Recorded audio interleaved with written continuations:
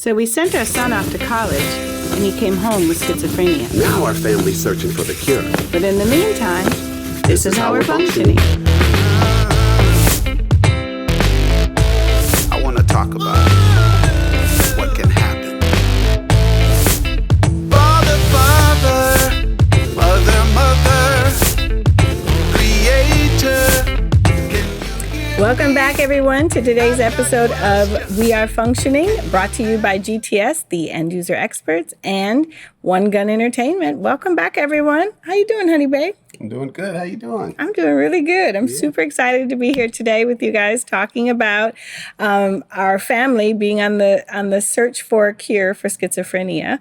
And as you guys know, in the meantime, this is how we're functioning. So today we're excited to talk with you about something that's been heavy on Honey Babe's heart for a long time. Would I say heart or mind? I'm not sure. Mine. Since day one. Since day one, that schizophrenia decided to not only pay our family a visit, but decided to just, kind of camp out. Yeah. It's home for schizophrenia. Yeah, it's here for the duration, it looks like. So, and one of the things that, we talk about, because it's important for us to try to create as much normalcy in our life as possible. So we try to go out to dinner. We try to go bowling. We try to continue to go to play tennis, or my son even movies, right? Yes, movies. My son consistently goes to the gym. So we're just trying to be out here and function as well as we can under this under this diagnosis, if you will. Yes. And so one of the things that, we try to pay attention to are social norms. And everybody knows that when you think about, one of the social norms is, you don't stare at people. We were taught that when we were little kids. Hey, don't look, don't stare, right? And so when people are staring at us, we're always trying to figure out, what are they staring for, right? One, did you not get raised properly by your mama? They didn't tell you that. Or, the other thing is, what? Do I have something on my nose? Do you recognize me? So, really, it's just really difficult to just sit there and be comfortable under somebody else's stare. Yeah. Right? Would that sum it up for you? Yeah. And I've often wondered, I talk about the trip we took, which was in, you notice it here when you're in the U.S. and you see people staring, and it's kind of that difference of most people stare, and then they once you make eye contact, they look away. Right. Now, I'm not saying this is how you spot someone that's not, that has schizophrenia, but it seems like people with that we've met with schizophrenia, including our son. And sometimes, even within some homeless that we've come across, now not saying they all are diagnosed with schizophrenia, but we know some of them out there could be or should be, right? And their stare is a little different. So what I'm talking to is the difference between kind of the longer stare and the quick look, like I'm just looking at this person, you make eye contact, you look down, you look away. So I think it's really about, what do we discover? Well, people stare out of, curiosity. They stare because you may look different. And I was getting to, when I talked about us traveling around the world, or not around the world, but our previous travels, it was Africa that always stands out in my mind. It was such a intense, satisfying and gratifying trip in my life, completely necessary. I never thought I'd go to Africa. So I want to thank Lovey for getting that set up, although it was wild. If you know us, you know our Africa trip. But it seemed like over there, the curiosity and the stares lingered. In other words, as you're walking, they continue to stare. You're like, there's different reasons that happens in the U.S., but I noticed it quite often over there that the stares were continuous. And that's what threw me off, because again, it's different in the U.S., right? When people stare compared to, I do have a friend from Ghana, I have friends from Nigeria, but I did end up asking him, my buddy from Ghana, we were over there and great time, weird times, tougher times. We hiked the mountains and stuff like that. But I said, hey man, people are just staring at me over there. And I was asking him if there was any particular reason why, and he was just saying, you know, I think he was trying to feed my ego, like, well, man, you look like somebody, or they thought you were famous, but in any case, I dress differently, although I'm, you know, a black individual, but I dress differently. I did not look like I was from there. Right. And they were trying to figure out who you were. Are we tapping on the idea that staring as a concept is basically a sociology, right? Depending on where you are, depending on, you know, obviously it meant something different. And what we really notice in Africa, in the US, right? If people are staring at you and you kind of stare back and catch them staring, you notice that most people look away, right? Like that's just a normal thing that you do here in the US. In Africa, if you stared back, they would just continue to stare at you and then it would become a thing, right? A stare down almost. Yeah. Like, what is this, you know? Yeah. And, you know, not everyone will have met someone who has all these extreme visible differences because, again, we stare for so many different reasons. Right. Yeah. Right. But when it comes to, you know, the main subject of this podcast, which is schizophrenia, it's a little bit of a different ball game, right? It has more of that, and we found out, which we have answers later as we've asked, but it has a little different connotation when it's staring because, is that you? Are you who you so, like, say you are? What's behind it? Like, what's the thinking? Yeah. I think really at the end of the day, what we're trying to uncover is, what's the thinking behind the staring, right? What does it mean? Is it a threat? Is it a concern? You know, is it a familiarity? You know, what is it? And it's interesting because I just had a scare with some coyotes. I'm still a little shook by it. But what they tell you when you encounter animals, right? I was Googling. You guys know me. I'll Google anything. So I'm Googling what's going on with the coyotes.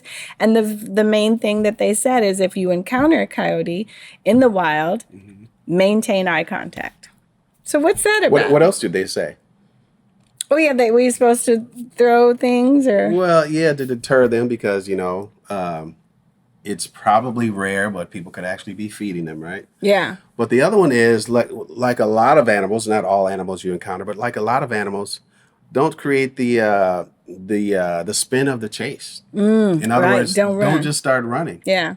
Right? But really, so for them, back to the sociology behind the stare or eye contact and what it means even to an animal. Like if you walk up on it, people know this about bears too. I don't really know.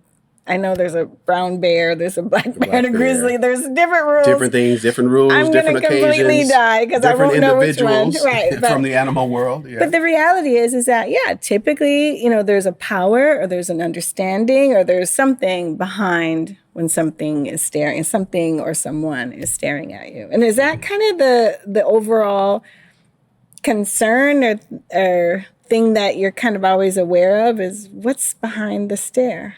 Yeah. And again, when I talk about the U.S., and part of it is, how we grew up, where we grew up. I grew up in an area in my much younger years that, a stare kind of meant, it's about to go down. It's getting ready to be a fight or somebody's coming after you. They don't like you. Mm-hmm. And eventually they would, if they stared at you for a long period of time, they would eventually approach you. Yeah. In some way, shape or form, in some fashion. So you would be approached, or you just kind of, we don't have it, but you kind of walk away with, eyes. What do they say? Eyes behind the back of your head. Right. As you're walking away from someone staring at you. Head on a swivel, right? Yeah. Mm-hmm. Well, I'm glad that you mentioned that because back to the challenging thing, because I think even that has a sociology effect. I just talked about it with the bears, right? The three, depending on what kind of bear, what you should do. And it's the same thing with humans, right? What kind of human? We talked about in Africa. Now I'm staring back, or I heard, and forgive me, there's some Asian culture, and I don't know which one, but that staring them in the eyes is a challenge, like you said. But in the U.S., with some cultures, it just means you're confident. You know what I mean? So if you're whoever, and really in some U.S. cultures, whoever breaks the eye contact first, I guess what is the weaker of the two, or In what? some ways, Yeah. So yeah, there's a lot. So you can. So this actually makes sense that why it's so has been so, I don't want to say triggering for you, but just something that's been throwing you off. Like, what is this stare? So our son will fall into these stares, right? Yep. Where you're just sitting on the couch and you're just being stared at, and not I won't say not coyote level stare. I mean Africa level stare. Yeah, you're like, hey, and no offense, but yeah, we have to go there with the Africa level staring. Like what? I mean, there's really, we've actually attached a term to that now, and it means something. If I say that, of course, maybe more of an inside, conversation. But if I say that, you know exactly what I mean. Yeah, lots of stuff. So, I think the question is, and I think for us, we're always aware when we take our son places that, the society needs to create room for people that are atypical for sure. And I'm really much more confident with that. Like, people are going to be, themselves, and it's not going to be comfortable for everyone. There's all kinds of humans, right? But I think for you, it is a little bit more unnerving because of the potential of it being a conflict, you think? Right. Oh, yeah. You never know what someone's thinking, especially a person that has schizophrenia. Yeah.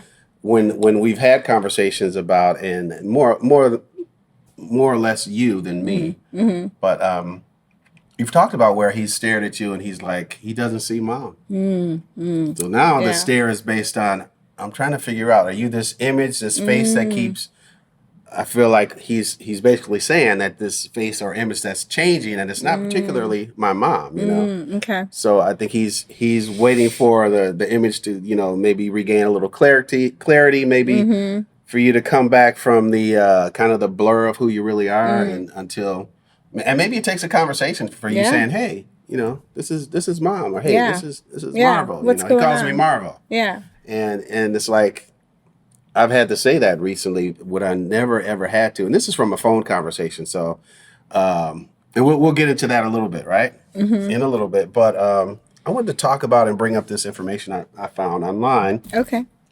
And this was by a particular therapist, Patrick McGrath. Okay. Now, he wrote this article a while ago, but he stated to emphasize our focus on compulsion prevention, he called out the platform NOCD. Now, this could have been personally made up. I haven't heard this in the to the extent of the entire OCD world, but again, I just found this particular article. And he said the NOCD standing for no OCD, KNO, no OCD. Oh, okay. And also say no to the compulsion disorder.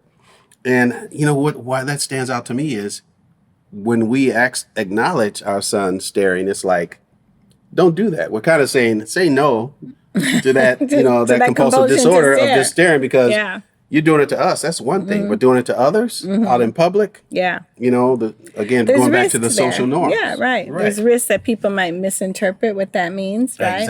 Exactly. So Dr. McGrath talked about, while obsessive compulsive disorder, OCD, is commonly portrayed in the media through better known, often stereotyped themes like checking OCD or contamination OCD, and this is all new to me, there are countless OCD subtypes, and they each manifest in different ways, all right? Most people with OCD follow the same obsession compulsion pattern, but between individuals, some symptoms can manifest in completely different ways. So this is the whole reason I found the article was about compulsive staring, which Patrick stated is particularly underrepresented form. It's an underrepresented form of OCD. Let me get that straight. But it's just as valid as other types and is defined by the same pattern of excessive intrusive thoughts, which are considered obsessions. And these thoughts will lead to people engaging in repetitive and sometimes irrational behaviors. And I consider staring, kind of one of those scenarios where it's repetitive, it's being repeated, but do they know they're doing it? Right? Yeah, right. Because it sounds like he wasn't. When you said, hey, what's going on here? Yeah. He said, I wasn't staring. Yeah, when I said to our son, hey, what's going on here? That was in the first early days, early periods, and he would be like, I'm not staring at anything. What are you talking about? I'm not staring. So just kind of unaware.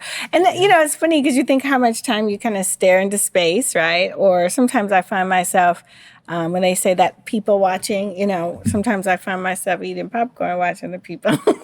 Well, yeah. Kind of are you aware of the impact that you're having? But let me ask you this. So do you think that what our son may be experiencing as a symptom of schizophrenia could also be tied to that, what's it called? OCD?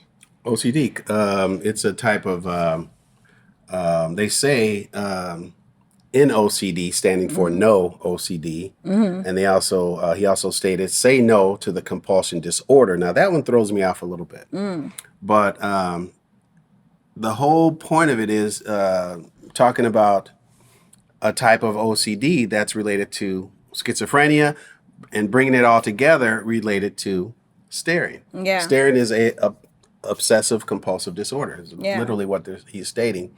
This doctor in particular. So, and you think tying it to potentially obsessive thoughts. So we're seeing the stare as one thing, but if you tie the stare back to the behavior, there's some OCD. There's something thoughts. behind it, right? Right. Yeah. Well, that makes a difference now. When you talked about now, you just said it. You said tied to.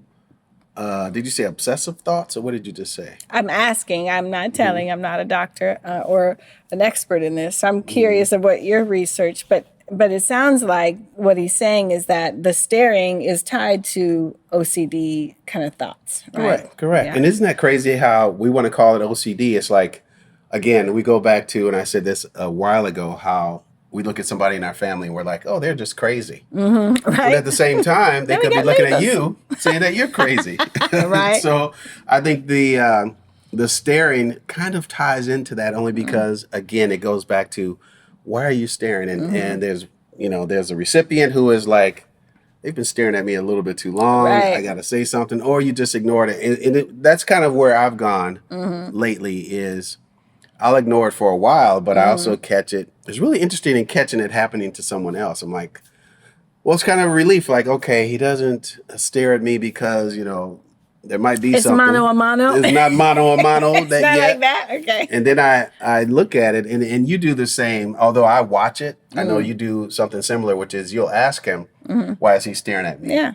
But I'll watch him stare at you and other individuals, and I'm like, it just, and I got this from this show I've seen called Big Bang Theory, where you almost wish you could hear their mind thinking, right? It's like you almost hear something like clicking as they're staring for so long. There's a thought process behind it. Now, what is it? That's the question. It'd be nice if we had what is it called? Not subtitles, but ad libs for real life, right? I always wondered if we could have a soundtrack. I mean, a laugh track. But that'd be great, right? To have a little bubble above them. And they would tell us what you're thinking. Right. Oh, yeah. They do that from everything from TV shows to cartoons, right? And now in movies, you're like, could you just tell us what to make of this? Because it's not clear, right? Yeah. I'm really, really grateful that we have a doctor, an angel doctor, as I call him, because I know not everybody has that. If you don't, I'd say keep looking, because I think they're out there. But he said, you know what? It's not illegal to be strange. And it is, like, we get really uncomfortable. Like you said, nobody wants to be stared at. We're all trying to figure out what the stare is about. Is it that I got something in my nose? Is it, a mano. Like, what are we making of this? And like one of the, tricks that I think, and I know this sounds really like pie in the sky, especially for this time in our lives, but you'd be surprised what a smile will do in the face of a stare. You know what I mean? Because sometimes it is like that. Like, I could be like, you know what I mean? Or if you just smile back, you know what I mean? Sometimes maybe that's what people need. Or when people are like, come on, Wendy, you're pie in the sky. But it's true. And, I always say, honey, babe's so handsome. And I always say, they're looking at you because they think you're really handsome. Right? Yeah, unless something's hanging out of my nose.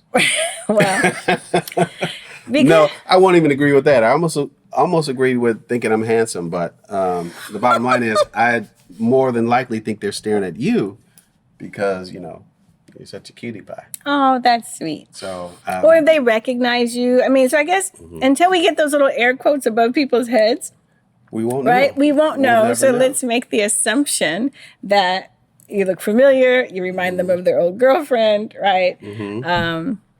We're almost relating to like situational stares, right? Right. Yeah. Situational obsessive compulsive disorders. And it brings me back to, I just thought about this, just popped up in my head because we talked about it, right? We're going to do a podcast pretty soon here, maybe the next one, where it's just, we pick a subject and we go off the cuff. And it won't be as thought about. But one thing that just came to mind off the cuff is Issa Rae's, what is her acting masterclass? Is that what it's called? Oh my God. Masterclass. And think about this scenario. We all run into it. So think about this. You're walking down the street or down the hall. You're the only two people in the area, in the vicinity. Yeah. Especially in a hallway scenario, right? You may or may not know each other, but it comes to a point where you're walking towards each other. And, think about this because me personally, I'm catching I'm making eye contact. Periodically you might be looking up, looking down, but you're making eye contact because once you establish it, it's almost nonverbal to say, you either give the nod, or you say, "How you doing?" and people say, "Okay." Now, here's a big difference: is when the exercise that we do, which includes riding bikes, walking, walking along the canalway or along the, like a desert landscape or something out here. Why do people stare and then they speak? Yeah.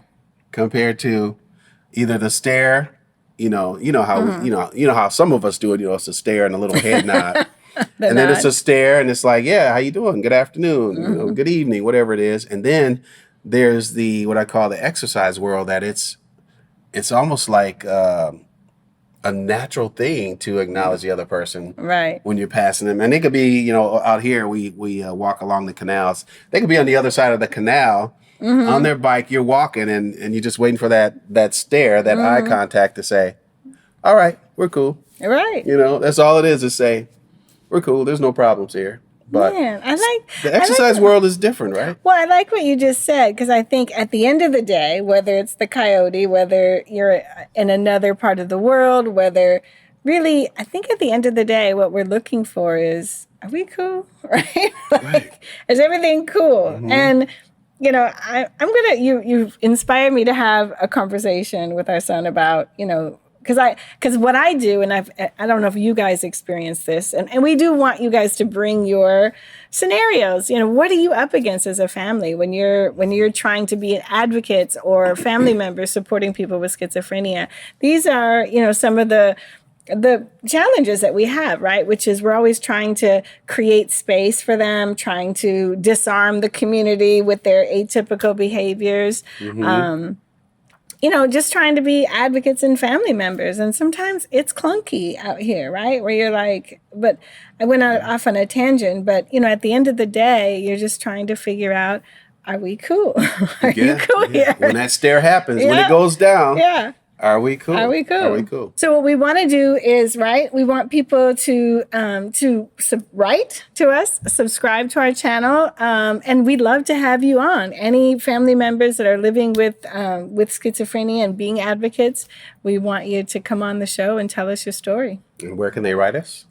wearefunctioning@gmail.com. You can also go to wearefunctioning.com and find us there, right? Or any of the social media channels. You can reach out to us there. Correct. So I wanted to go back to our son, who we've been talking about the stare. We've been talking about different perspectives of people staring. We've even talked about a form of staring being a type of OCD, right?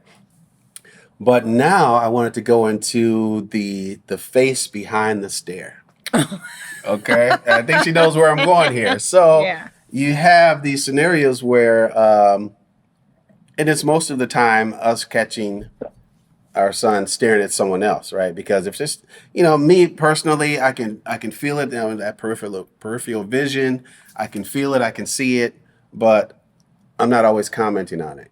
But when you have someone staring at you and they're making an ugly face, that's a whole different ballgame. Right? Like the coyote. And that takes you more toward the mano a mano, right? Right. Did the coyote show his teeth or no? Yeah, right? Say more about that because you literally had to look up some information after your coyote experience. She's still traumatized. I mean, being surrounded by 15 coyotes in the wild that you're just trying to exercise and hike. In the wild, yes. Yeah. Running towards you. Believe me, you do check in with yourself in a whole new way, right? But yeah, I was doing, Googling the internet trying to figure out. And that was the question. Like, what is, is it just a stare? Right. Or is the stare with snarl face, right? Like what, we're trying to interpret. Are we cool here? Right. So well, it's just a matter of because when we acknowledge it coming from our son, it's kind of a mean face behind it, like I'm just gonna kick you, kind of face, right? Yeah. And of course, that's something I would have to address, and I can't be on board with, can't be comfortable with, and it's almost without acknowledgement that it happens on his part. Yeah. So, but then again, at the same time, he will speak to things, according to what you say. If you say you acknowledged it, of course, he says, hey, I'm not staring. So if you ask, you can't ask if there's something evil behind that stare. You want to come after one of us. He would never admit that. Although I think he admitted something to you one time outside of a stare. But other than that, I don't think he'd ever admit, yeah, I'm looking at you because I just want to kick you in the head or something, Yeah. I want to knock you out, He would never say that. But it does. Again, it always creates an uncomfortable environment, but I do give him credit as of lately, just opening up, opening up about stuff. Talking about what's going on, yeah. When he says he's worried about us, because, he does miss us, it makes me worry about him. Yeah, yeah. Exactly. Well, and I'm glad you said that because, again, we're trying to interpret what's going on with the person based on the fact that you are staring. That's, breaking our social norms. And then you're trying to figure out what are you staring about. And then let's face it, there's this kind of, do you feel like there's this overall feeling about people that are living with schizophrenia that fear?